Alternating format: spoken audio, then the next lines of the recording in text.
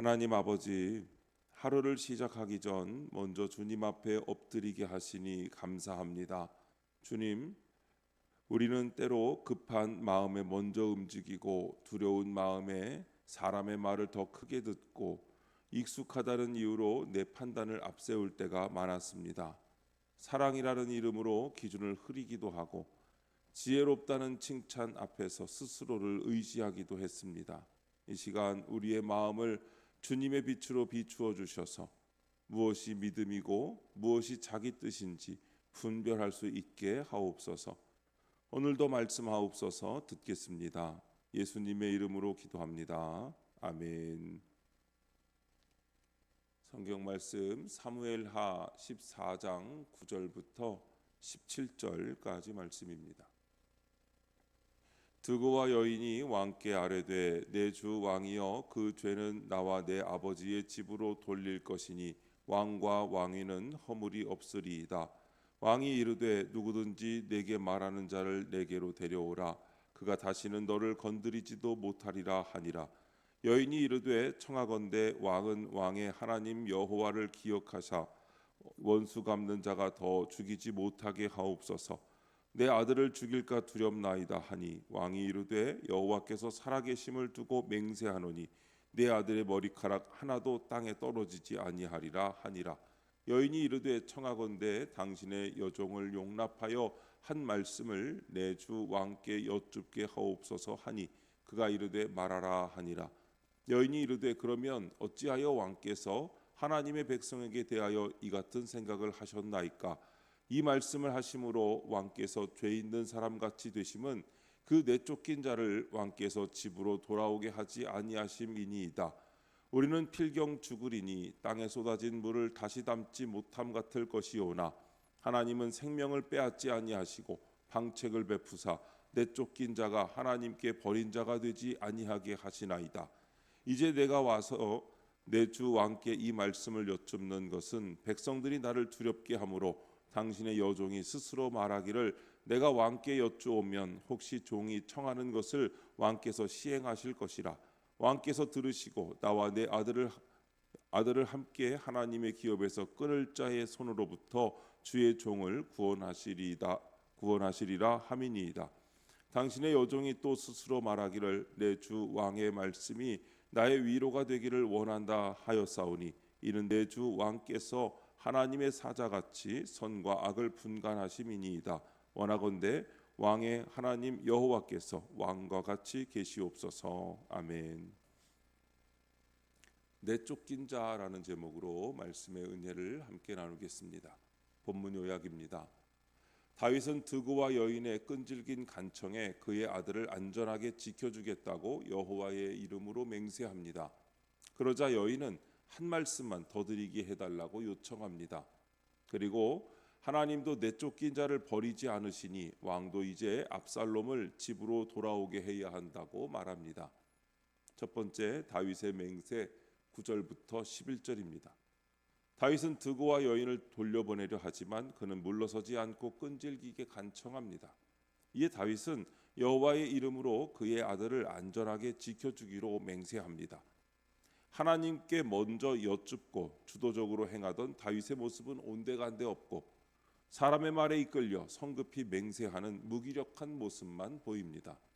말씀 위에 바로 서 있지 않으면 내 마음과 생각 또한 끊임없이 세상의 급하고 두려운 일들에 끌려다니게 됩니다. 적용 질문입니다. 요즘 나는 급하고 두려운 일에 쫓겨다니느라 정작 하나님께 묻는 것을 놓치고 있진 않습니까? 급하고 두려운 일이 생기면 우리는 하나님께 묻기보다 먼저 움직이려 할 때가 많습니다. 당장 해결해야 할 것 같고 사람들의 말에 빨리 대답해야 할 것 같고 더 늦으면 큰일 날 것 같은 마음에 기도와 말씀의 자리를 놓쳐버립니다. 다윗도 그랬습니다. 본래 그는 하나님께 묻고 움직이던 사람이었지만 지금은 드고와 여인의 집요한 말에 끌려가다가 여호와의 이름으로 성급히 맹세합니다. 겉으로는 자비로운 결정처럼 보이지만 실상은 하나님의 뜻을 분별하지 못한 채 상황과 사람의 말에 떠밀린 모습입니다. 우리도 두려움이 커지면 믿음의 판단보다 사람의 시선과 당장의 안정을 더 붙잡습니다. 그러나 급한 일일수록 더 멈춰야 합니다. 두려운 일일수록 더 하나님께 여쭈어야 합니다. 하나님께 묻는 시간은 결정을 늦추는 시간이 아니라 내 마음이 두려움에 끌려가지 않도록 붙들어주는 은혜의 시간입니다. 그러므로 오늘 우리도 마음이 조급해질 때마다 먼저 주님 앞에 서야 합니다. 내 생각을 내려놓고 주님의 뜻을 구해야 합니다. 성급한 말과 결정으로 나를 묻기보다 주님께 묻고 말씀을 따라 걸어가는 성도가 되어야 합니다. 두 번째, 죄 있는 사람 12절부터 14절입니다. 다윗의 맹세에 드그와 여인이 압살롬 이야기를 꺼냅니다. 그는 가상의 살인자 아들은 살려주겠다면서 정작 자기 아들은 내쫓은 다윗 왕의 모순을 지적합니다. 여인의 말은 그럴듯해 보입니다. 하지만 죄의 징계와 회개 없는 귀환은 하나님의 정의가 아닙니다. 허물을 무조건 덮어주는 것이 사랑은 아닙니다. 사랑은 징계해서라도 죄에서 돌이키게 하는 것입니다. 진정한 정의는 죄에 대해 합당한 공의를 행하는 것으로부터 시작됩니다. 적용 질문입니다. 내가 말씀의 원칙과 기준을 무시하고 죄와 타협하는 것은 무엇입니까? 죄와 타협할 때 우리는 대개 그럴듯한 이유를 붙입니다. 관계가 깨질까 봐, 마음이 불편해질까 봐, 혹은 나도 사정이 있다고 생각해서 말씀의 기준을 조금 낮춥니다. 처음에는 작은 양보처럼 보이지만 그 작은 타협이 반복되면 죄를 죄로 느끼는 마음이 무뎌집니다. 결국 하나님의 뜻보다 내 감정과 상황을 더 앞세우게 됩니다. 그러므로 성도는 말씀의 원칙 앞에서 자신을 정직하게 세워야 합니다. 사랑이라는 이름으로 죄를 가볍게 여겨서는 안 됩니다. 용서해야 할 때는 용서해야 됩니다. 그러나 용서가 죄를 정당화하거나 회개의 과정을 생략하는 핑계가 되어서는 안 됩니다. 내 안의 죄도 성격이나 습관 정도로 가볍게 여기며 합리화해서는 안 됩니다.